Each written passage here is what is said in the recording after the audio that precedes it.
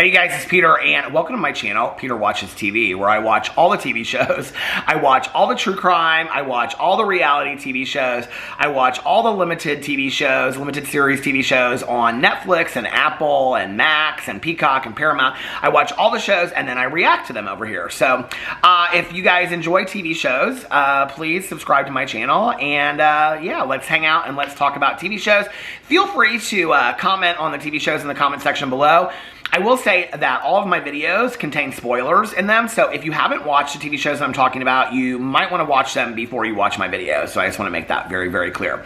Today I want to talk about the #1 trending show on Netflix right now, which is called Worst Ex Ever. It is made by the producers of the TV show, which is called Worst Roommate Ever, which just came out with its second season, and I actually did a reaction to that series, but this one is called Worst Ex Ever, and this is the first season of it. It had 4 episodes, and in each episode it is a different story about somebody that had a horrific experience with an ex-boyfriend, ex-girlfriend, ex-wife, ex-husband, something horrible, traumatic that happened to them. So I didn't really know what to expect going into this, to be honest with you. I feel like I watched a couple episodes of the first season of Worst Roommate Ever with my friend Tani Jean, and I don't remember being like just completely like thrown down with it. Like I thought it was the greatest show in the entire world. But when I watched the second season, and so I'm going to go back and I'm going to watch the first season of Worst Roommate Ever, and then I will react to it. But when I watched the second season of Worst Roommate Ever, I thought it was fantastically done. I thought it was probably one of the best true crime series that I had watched in a long time. I thought that each episode was very conclusive. I thought it was well done. In fact, around the same time that I watched that, I watched Homicide LA on Netflix. Homicide New York, I loved. Homicide LA, I thought was done horribly. And I also watched it around the same time that I watched the newest season of Unsolved Mysteries. For those of you that watch my reaction to Homicide LA and my reaction to the newest season of Unsolved Mysteries, you know that I was not completely thrown out with it. That I thought that I just didn't think it was like the greatest ever. I thought that it could have been done better. They could have picked different stories. This show, I was really impressed with. I thought it was really well done. I thought they interviewed a lot of people for each story. I thought it was just fantastically done. So like I said, it's a 4-part series, and each episode is completely different. Each episode is a completely different story, and it's about somebody that has had a horrific or traumatic experience with an ex. And I went through here, and I took pretty exclusive notes. They're exclusive to me. I took pretty specific notes about each case to go in, and I wanted to kind of just share some of my thoughts about each one of these cases. But the first case is called Dating the Devil, and it says, Justine's alarming call to a friend leads to a shocking discovery and a statewide police hunt for Ben, a recent partner with monstrous dating history. The second one is called Betrayed by the Badge. After Simona learns her boyfriend, Jerry, lied about his identity, she breaks things off, only for him to launch a campaign of torment against her. The third one is called Killing for Custody. A long custody battle turns Eric into the target of a malicious scheme by his ex-wife, Rosa, and her mother. Caught in the crossfire is Eric's grandmother. And the fourth one is called Married to a Monster. Amanda and Kevin's seemingly perfect romance crumbles when marriage exposes his controlling nature. After their divorce, a chilling murder plot unfolds. And I watched all 4 of them last night, just back to back. I thought they were fantastically done. So let me get into my notes about what I thought about this show. I have a lot of notes. And please, like I said, share whatever thoughts and feelings you have about the show or any specific episode in the comment section below. I also am more than willing to watch any show out there. I'm currently binge watching Sister Wives, but when I get done with that, I'm going to be looking for new shows to watch. I think my next limited series I'm going to watch is called The Accident on Netflix. I think it's trending #1 or #2, so I might watch that this weekend. I also have like 3 new true crime shows that just came out on Hulu that I'm going to watch. And I also have At Wit's End and Taken Together, and The Women of Highway 20, and Cropsey to cover over here as well. Oh, as well as The Jenks too. Those are the next 5 true crime documentaries I've watched that I need to cover. But I'm completely open to any recommendations. So if you guys have any shows that you want me to watch, even if they're shows from like 10 years ago, I will watch them. And if it's something like Grey's Anatomy, Ozark, those are on my list. Game of Thrones I've never watched. My husband watches all of it. But I may watch it and then do like commentary on each season as I go forward. So please give me any recommendations for any TV shows. I have a list of shows that I want to binge, and so any recommendations I am adding to that. Okay, so some of my thoughts overall about the show, first of all, was that I kind of felt like the show should have been called How the Police Have Failed These Women instead of Worst Ex Ever. And, you know, it's interesting because when I put that on there, the first two episodes are about women and how they have had really horrific situations with exes. The third one is about a man that marries this woman, and after the divorce and there's a custody battle, it's this Eric guy, and so his ex-wife Rosa and her mother May try to kill him, and then they also kill his grandmother. And that was like the only situation where there was a man that was being, you know, like abused in the situation. And then the fourth one is about a woman. And so I was thinking about it, and I was like, well, this is interesting that they threw a man into it. I actually, you know, this is produced by Jason Blum and, you know, Blumhouse. And I thought it was very, very interesting and almost kind of contrived how they did this. That 3 of the stories are about women and 1 of the stories is about men.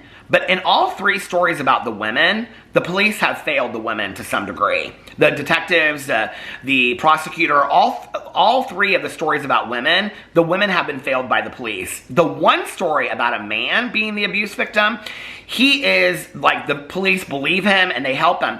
And I almost kind of thought it was like indirectly, I mean, we were talking about very, very smart. I mean, these were people that have written some of the greatest thrillers and greatest horror movies and greatest series ever. It almost kind of felt like this implied prejudice towards women and the police department, and also implying why a lot of women specifically do not come forward and the police. And they actually, in a couple of the interviews, they explain why they didn't want to come forward towards the police. And in several situations, women did go to the police and they weren't believed by the police. And in one situation with Simona, she goes to the police and she ends up getting locked up for 7 months. And so, you know, it's interesting, this whole kind of idea that they portray through the series, but I felt incredibly bad, well, for all of the victims. I will say, the other thing I wanted to say in here was that all of the victims in all 4 stories displayed such huge strength in telling their stories and taking their power back. And I thought that they were really empowering stories for victims of, you know, DV out there and things like that. And I thought that it just was, they were incredibly told, well done stories of strength as well from all 4 victims in here. I also want to say this about these shows, like The Worst Roommate and The Worst Ex Ever. I do not love this cartoon deal that they do. I don't know why they do it. And it's kind of specifically the kind of cartoon that they do. It's like this very evil looking cartoon. The people look very evil in it. I don't know what it is. So if you don't know what I'm talking about, if you've never watched The Worst Roommate Ever or watched this one, they do the same cartoons in The Worst Ex Ever that they do in The Worst Roommate Ever. And it's like these very slow moving cartoons, and they always kind of like show scenes.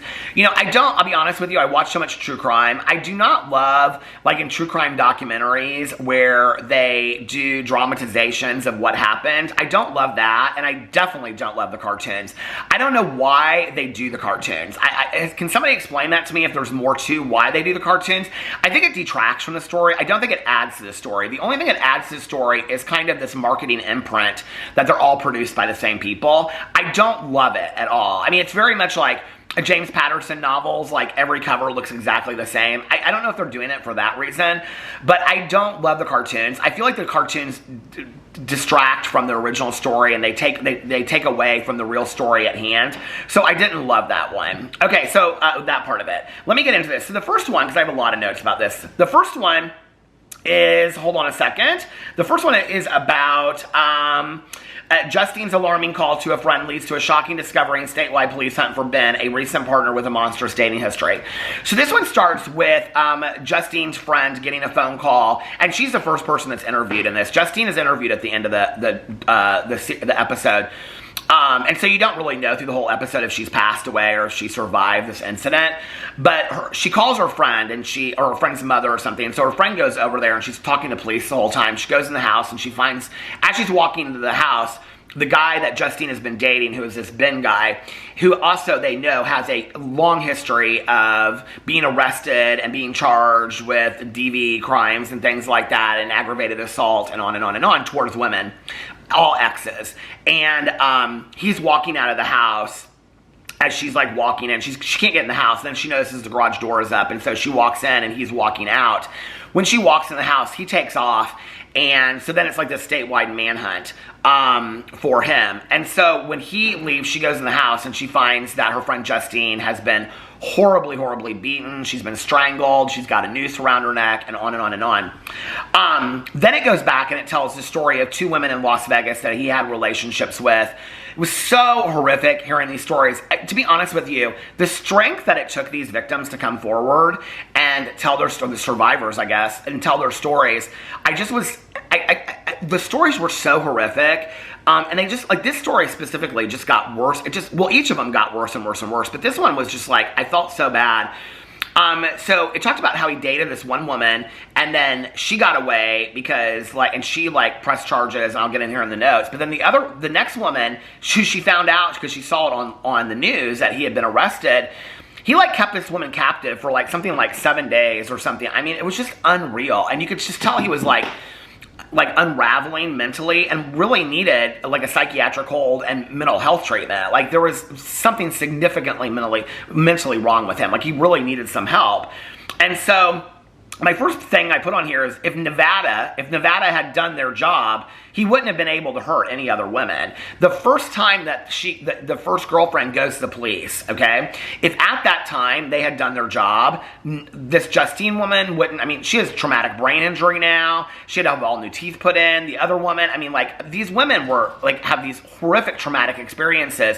Had the Nevada Police Department or Nevada Sheriff's Department and the Nevada Prosecutor's Office and things like that done what they needed to do the first time, I mean, this is why I think this show is so important. I think this show really highlights the importance of, I mean, it's really a lot of the questionability of victims is really what the story is about. And that victims a lot of times don't come forward because they're not believed, specifically women. That women are specifically not believed. You know, we live in a world where people are like, well, why don't they come forward? Why don't they press charges? This is a show that shows they do go forward. They do press charges and nothing's done. In fact, in one of these cases, the woman says, it's Simona that says this. Where does she say it? She says, you can rape somebody and get away with $150,000 in bail, but I did nothing, and I got $1 million in bail in 7 months in prison. And that's exactly right, you know? And so this is a part of the reason. The woman in the very end, one of the reasons why she doesn't go forward is because she doesn't want her kids to know that their father has a record. And then he ends up concocting this murder to kill her, but he ends up killing her sister by accident because she's out of town.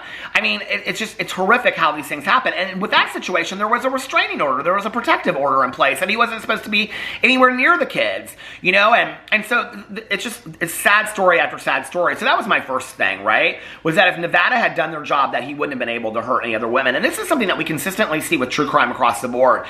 Is that, you know, I just watched this with the 6 Wives of Thomas Randolph, and I've watched it with tons and tons of true crime stories, right? That if these people were taken seriously the first time, or if the police really took these people seriously or listened to their stories, what's so interesting consistently across the board in all 4 stories is that the police were more willing to listen to the perpetrator than they were willing to listen to the victim. And I'm not getting on here to dog the police. I think there's a lot of fantastic police out there that do fantastic jobs. I think there's a lot of detectives that do fantastic jobs, you know? I think police and detectives for their service. I really do. But I also think that there's a lot of people out there there's a lot of bad apples that are ruining the bunch. For example, in the second case about Simona in New York City that does 7 months in prison, okay, and she has this guy that is trying to ruin her life. He is a confidential informant for the police. He's been going around New York City saying that he is a police officer. Police officers know that he's not. They're letting him get away with saying this. So for them to indict him or come forward against him, they're gonna hurt him. Like, they're gonna hurt themselves, right? Because they've been letting him get away with this for a long time. So to some degree, it's the good boys club, right? It's the good boys club where you gotta just let this get away and blah, blah, blah, whatever. Well, these women don't have a chance. And it's very, very sad when you watch this. So in the first case, it goes in and it talks about how Ben Foster, who is the suspect against Justine, how he has a history of abusing these women. It goes in, so that goes in to talk about this first woman, and she is like being interviewed about their relationship. They met working at a day club in Las Vegas. They dated for several years. He got abusive towards her. She pressed charges. They really did nothing, okay? So then the second woman that he holds captive, she didn't want to go to, she didn't want to testify. And because she didn't want to have to go before a court trial and relive this. What's interesting to me about this is that they bring forward the prosecutor, and he's like, well, we really didn't have much of a case. She's like, they literally had hundreds of pictures of me. They had my testimony. They had my statement. They had witnesses. They had this. They had nurses that had statements, on and on and on. She's like, they didn't need my testimony. So they offered him a lower plea because she wouldn't testify in court. The reason she didn't want to testify in court was because she didn't want to be re-traumatized again. I think this is one of the things that we don't often talk about, right? Is that a lot of these victims don't want to testify in cases like this because they don't want to be re-traumatized. But then you have these prosecutors that don't want to listen to it because they are like, well, we don't have a good case if she doesn't get on a stand.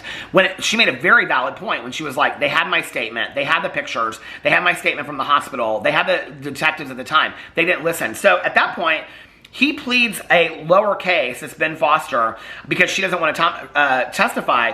And so he pleads to a lower case. And I can't remember how much he got. He got like 3 years, but he had already done so much time that he got out early. So then he starts dating Justine in Oregon, okay? And that's when the whole situation happens where she is like beat and all this kind of stuff. If you go and watch this, the part where he keeps this woman, I think her name is Tina, in captivity for like 7 days. And she's like, he has her dog, and she runs into this grocery store and this other store, and she's like, and runs out the back door, and like this person takes her to the hospital. It is so horrific, and she is so afraid to give the name to the police of who did it, because she's like, he's going to get out in 24 hours and he's going to do the same thing again, and I'm going to be at risk. That's exactly what happens. He gets out, he goes to Oregon, and he does this whole situation with Justine. And she's absolutely right. There's no protection in place for any of these women. So of course they're going to be scared to death, right? So then after this whole Justine situation, there's a national manhunt to find him. And what they find out is that he's actually using dating apps to find women that he can make his next target. He then he's staying at this woman's house that goes to church with his parents. He stays at his parents' house, and then he goes to this other woman's house. Then he kills these two men across the street. For no reason whatsoever, he just kills them, right? Then he like goes back to Justine's house. He's hiding in the basement in a crawl space. The police go out there to get him. They put like tear gas in the basement and stuff like that, and he ends up taking his own life. And what we find out later, because Justine does this interview at the end, is that he had held her captive for 3 days, and then she has traumatic brain injury or brain damage, and she had to have reconstructive surgery. Her teeth were completely redone. I mean, it's just so sad. And not only that, but one of the things you learn through all these stories is that the destruction that these men do, or these women do, is not the women in the case of Eric, his ex-wife and her mother, isn't just to the victim, but it's to the people around him, the kids, the dogs. I mean, in this situation, there's a lot of dogs that are like, taken through this whole situation. The family members, I mean, just the fear that's put out there. It's horrific. So the second story is about Simona in New York City and Jerry. And so she starts dating this guy, and he says that he's a police officer and a detective and all this kind of stuff. She finds out because his wife calls her that he's still married. He says that he's married to her because she's trying to get a green card, but she's like, but you have 2 kids with her and all this kind of stuff. So he's been telling her that he's a detective and then he's a police officer, but none of that's true. She never threatens him or anything, but he comes to her house and he R's her. And so as soon as he leaves, she reports it to the police. And then she has this case against him, right? And so to get out of this case, he concocts this story where he hires 3 people and pays them $20,000, which he never paid them to begin with, where they say that she was faking, impersonating being a police officer, and so he sets her up. She's arrested, okay? These 3 witnesses that were all concocted by this Jerry guy, I mean, he does all of this. He ruins her entire life just to get out of this case where he was the one that was completely in the wrong. And I mean, it's so disgusting. And the police system, like, their hands are tied, and they don't believe her at all. This one woman is like, I knew that she was telling the truth. But she ends up spending 7 months in prison. She ends up suing at the end, and she ends up getting $2 million, and she's like, the price didn't really matter to me. She's like, I just wanted somebody to know that I was right. This battery's going to stop in just a second, so hold on, let me go get a new battery. Hold on. Something that happens often in my videos. Okay, I'm back.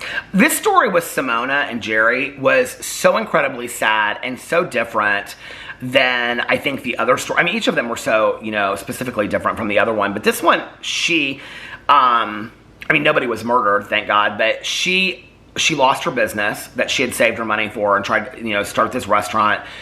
Her home went, into foreclosure. She lost 7 months with her daughter, of which she was a single mother of her daughter.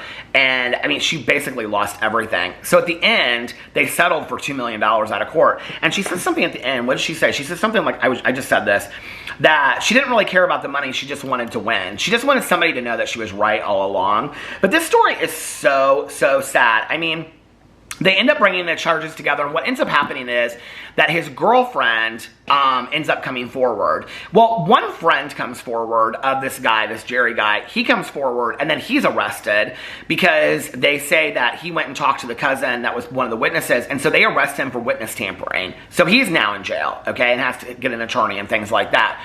So he's arrested for witness tampering. She's arrested for impersonating a police officer, something that she never did. What's so interesting to me is that as I'm sitting there watching this, as somebody that watches a lot of true crime, like, they later find out that, like, she is at this casino and she's gambling and that her cell tower doesn't, like, ping with this, all this kind of stuff. What was crazy to me about this story, and this is where I really thought that him being a confidential informant for Nassau County and New York City and New York really played into this, and they were really being protective of him. And how much did he know that they didn't want him going to jail, or they didn't want him, like, telling on them or whatever as a confidential informant?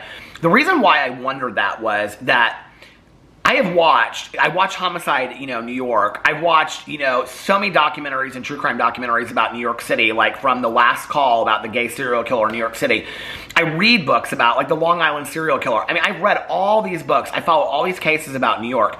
New York, never. Nassau County, I've read a lot of accounts about Nassau County. One of the reasons why he wanted her arrested in Nassau County was because they're a very strict county. I have read so many books and watched documentaries specifically about New York City and also Nassau County, that what was so interesting to me was that they spent so much time and energy on her case, okay, about a person that was impersonating a police officer that literally, I think the total that she stole was something like $1,200 from one woman, $200 from somebody else. And I'm like, okay, so over $1,400, you're doing this major manhunt for this woman, and you're not going in and looking at her alibi or where she was or anything like that, and she ends up spending 7 months in prison, and you can't find a serial killer? Like, this is crazy to me, right?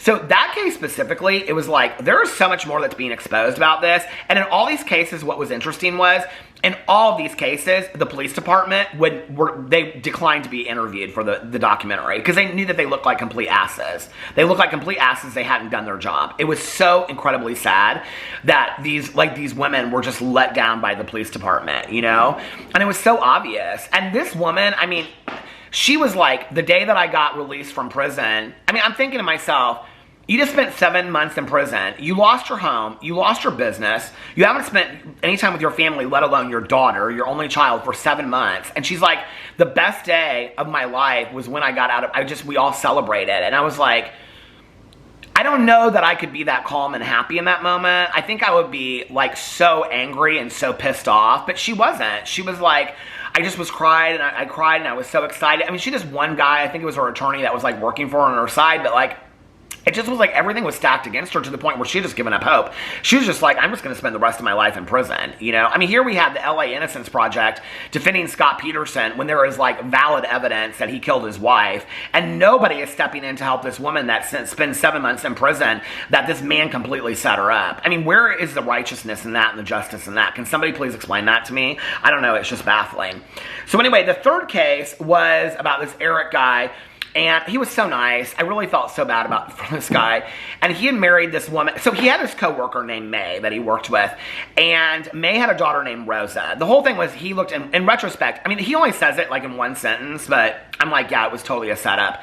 So they're like driving to go do something, and Rosa's in the car. And so May introduces Rosa and Eric, and he falls in love with her. And so then they end up getting married. And they end up having a kid. Well, as soon as they have a kid, she doesn't want anything to do with him anymore. She's demanding money from him. She hit him on their honeymoon in Hawaii, and so he knows she's capable of that she's capable of physical violence. And he's just a really, really nice guy. And so he's working 2 jobs, and so he never is home anyway. And then she starts staying at her parents' house. And really what you realize is that she just wanted him so that she could get a child. And that's really what, because May wanted a child, her mother, and that she really never wanted to be married. He finally figures that out later. But his grandmother, who is 91 when she passes away, is like a huge part of this. And he is like really, really close with his grandmother. When they get separated, he ends up going to stay with his grandmother. He comes home one day and he's with his daughter, and the grandmother has a date with her boyfriend to talk on the phone like 3 nights a week at 4 o'clock to have like a cocktail together. The boyfriend keeps on calling and calling and calling until 5 o'clock, and she never answers the phone, which is completely unlike her. So he has his son and his daughter-in-law go over to the house. Well, they pull up, and they're knocking on the door at the same time that Eric shows up to his grandmother's house where he lives with his daughter. So he goes inside. Once he goes upstairs, he's apprehended by Rosa and May, and they tase him, and they beat him over the head with a stick and all this kind of stuff, and has, you know, they have this gun, and on and on and on. And then when the police come, because the people that came with him, they go to the neighbor's house because they hear gunshots, and so they call the police. When the police come, they hear the taser, but they think it's gunshots. When they go next door, the police come, they don't know who's in the right or who's in the wrong, so they just arrest everybody. And May and Rosa completely lie to the cops, but they very quickly figure out that Eric's not the one. And so in this case, it's interesting because, and like I said, in retrospect, it's interesting that the other 3 cases are about women and the police were not on their side. In the one case that has anything to do with a man, it's like they instantly side with the man, and they're like, no, like we knew that Eric was not the one, and all this kind of stuff. It's really, really a sad case though. I mean, the whole thing is set off because he sues for custody, and then she calls his work, and she tries to get custody from him, and she basically says that that he's essaying their daughter, which there's no evidence to whatsoever. And so their plan is that they are going to tase him to the point, kill the grandmother, have him write a note saying that he did do that to her daughter, and then they're going to kill him and make it look like he killed himself, and then he killed his grandmother because she called him out on the essay that she had evidence, and then the mother's right all along, and then she'll get full custody. This is their plan. I mean, it was so premeditated. I think both of them got life in prison. They both got life sentences in prison, and they killed the grandmother at 91 years old. It was so sad, and they put her upside down in this trash can.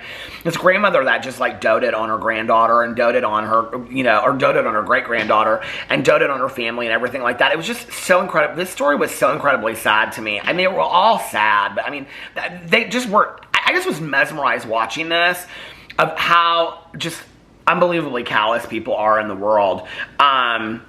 And what's interesting was that every time that she would meet, so like he got 50-50 custody, 50% custody, and so whenever she would meet with the mediator, she would say things that the mediator had to write up reports, and so she got less and less custody to the point where he ended up getting 85% physical custody and 100% legal custody. That was when she lost her mind. Well, it was her own doing, because she had done that. It had nothing to do with him. It had to do with when she was meeting with the mediator would write up reports because she was so unhinged. So anyway, those two fine ladies are spending the rest of their lives in prison, hopefully. And the 4th one was about Amanda and Kevin. This one was so tragic and so sad. It was about this woman named Amanda, and she lives in Oregon, and I think Washington. And the first one was in Oregon. And so she meets this guy at Denny's, and his name is Kevin, and she's there with her girlfriend, and he's there with a friend. She meets this guy named Kevin, and like he heavily pursues her, and then they end up getting married, and they end up having 3 kids. And once they get married, he kind of turns on her. He starts getting very, very controlling, telling her what she can wear, doesn't want her bending over because it's showing her breasts and things like that. In front of her family. I mean, it's very bizarre. He like calls out his friend and is like, stop looking at my wife. I mean, he gets very, very controlling to the point where she's like, I mean, she is such a smart woman, and she's like, I need to get out of this situation, right? And so his demeanor becomes very, very bossy, and he's very jealous of people looking at her.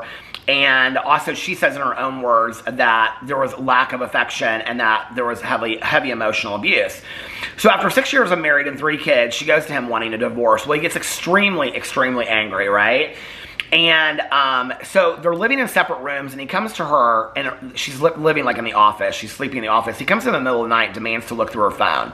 He backs her into the corner, or backs her into the closet, and when she won't let him look at her phone, he's like literally trying to push her fingers on to open the phone. She won't let him look at the phone, and he hits her in the face. And so when he hits her and he shoves her back, she and then he leaves for work. She doesn't want to report it because she's afraid that then her kids will always know that their father has these charges. And she doesn't want, she's like, maybe this is a one thing. Like, I don't want them to think of their father this way. So she doesn't press charges, but she does document it and she takes pictures. Now, she has a sister. So she has a brother, she has a sister, and her parents are very heavily involved. Her sister, Alicia, who they call Punky in it, never likes Kevin from the beginning. She always gets a bad vibe. She's also got a brother in there, and the brother really likes him and becomes friends with him and stuff like that. But they all are like, Punky always, like, she always had this, like, you know, insight into not liking Kevin and thought Kevin was a bad guy and all this kind of stuff. So after that, she moves out, and he is calling her like incessantly, like 40 times a day, voice messages. And he threatened her that if she doesn't move back in, he was going to file for custody. And if he didn't get custody, then he was going to kill her, is what he says. So she's now living in this house, and she's got this nanny named Abigail, and then her sister Punky is also helping her with her kids as well. Her sister Punky just got married, Alicia just got married, and so she's helping her, and like the nanny and Alicia are helping take care of her kids because she's working. She's a director of like an anesthetist department in a hospital. She oversees like 80 nurse anesthetists and anesthesiologists in this hospital. I mean, she's got like a major job. And so she, not that other jobs aren't major, but like that's a major job. I mean, it's more major than my job of covering TV shows. So anyway, he comes to her house one night, and she doesn't see him and she doesn't hear him, but like he just like beats the shit out of her in her car, and she knows it's him because who else would do it? She goes to finally report that to the police, but because she didn't see him and she didn't hear him, they won't press charges. They go to look at his house, and he's coming home on a bike, but that's not enough for them apparently. So the police don't arrest him, they don't do anything. She gets a protective order. And after she gets a protective order, which says he can't come in any contact with her or the kids, he files for custody, but it's denied, and then he has to pay alimony. He tries to get like something like $6,000 or $8,000 from her a month in alimony, and it ends up getting reversed, and he's the one that has to pay alimony, and she ends up getting custody of the kids. So she has to go to New York for this trip, so he's now pissed, right? So she goes to New York for this trip, and Punky, the Aunt Alicia, Punky, and the nanny are watching the kids, and in the middle of the night, he comes in there, and in the middle of the night, the sister is killed, and the nanny comes downstairs and sees her at the bottom of the stairs. She opened the door, somebody shot through the door and kills her. The nanny wakes up because she hears the gunshot, right? So when the police go out there, what they immediately realize is this was meant for Amanda. This wasn't meant for the sister. Whoever did this thought that they were going to shoot Amanda, but Amanda was in New York City at the time on this business trip for work, so she wasn't home. So whoever did it, it couldn't have been Kevin that did it. It had to be somebody that Kevin hired, because this person didn't know what Amanda looked like. So it goes in this whole thing, and the police officer at the time says, there was some indication of a domestic violence history when we looked into him. And I'm like, there was some history of a domestic violence? There was a fucking protective order in place, and you police officers didn't do your job by looking that up. They let Kevin completely off. They don't even look at the fact that there's a protective order in place. You know, I'm just like, this is baffling to me. And then it goes, and I'm like thinking to myself, if he had been locked up for the domestic violence that she came forward, this never would have happened. The sister would never be dead, right? Like, this would never have happened. But they didn't do that. They took his word against hers, even though she had a protective order in place, you know? I mean, it's just baffling to me. Then you find out that, so he gets a 3-year sentence on these assault charges. So he's in prison at the time that this all comes out, right? Like a year and a half later. And what you find out is that he has a cousin, and the cousin's girlfriend is at this party bragging about how she killed these people, and said that her and her boyfriend killed these people. So what they find out is that somebody like snitches on her, and they go to the police. And so the police bring them in. They bring the cousin in, and he's interviewed. And it was so sick. I mean, you want to talk about callous? I mean, I don't think there was a human bone in this man's body. He's being interviewed, and he's like, yeah, I told him that he was like asking me if there was like an OG that would do the job, and I said, I'll kill her. And he's like, so I did. They got paid $2,400 to kill this woman. $2,400 to kill a human being. I just was like, $2,400. I mean, I don't think there's any price that's right to take another person's life, but $2,400, the girlfriend got paid $200. Somebody's life to her was worth $200. I mean, I just was like, and they were like on Snapchat showing off the money that they got paid. And so he says, it didn't matter who she was. I was going to shoot whoever opened the door. Could have been one of the kids that opened the door, and he would have shot him. I mean, and the police even say, the girlfriend asked Kevin at the time. So Kevin's the one that arranges the whole thing. He was willing to hire anybody to kill his ex-wife at this point. And so the girlfriend even says to Kevin when they go there first before they kill his sister or her sister, she says, are there going to be kids there? And the police officer asks the guy, he says, yes, there are going to be kids there. Does that bother you? He's like, no, I didn't care if there were going to be kids there. I mean, this guy has no humanity whatsoever. You know, we wonder why these things happen in this world, and then you watch interviews like this where these people are so callous and they lack any kind of humanity whatsoever. I mean, it's just like, are you even a human being? Do you really care other than money and getting fucked? I mean, is that all that matters to you? Like, what is going on here? Like, it's so scary to watch this. And the other thing is this, is that I thought about this at the end, like, Kevin, and he was the one that was in charge of all this. He gets arrested and he gets charged with, I think, aggravated first-degree murder, and he gets sentenced to life in prison without parole. The girlfriend gets 15 years and the cousin gets 32 years. 32 years for killing this woman is what he gets. 32 years to life, I think. But I'm sitting there and I'm like, if I was Amanda and her family, I would still be scared because he did this whole thing and he never even set foot on your property. He had his cousin do it. He could have somebody from prison do it. You know, and she kind of insinuates that at the end. Like, they're constantly always looking over their shoulder. I think it's so scary.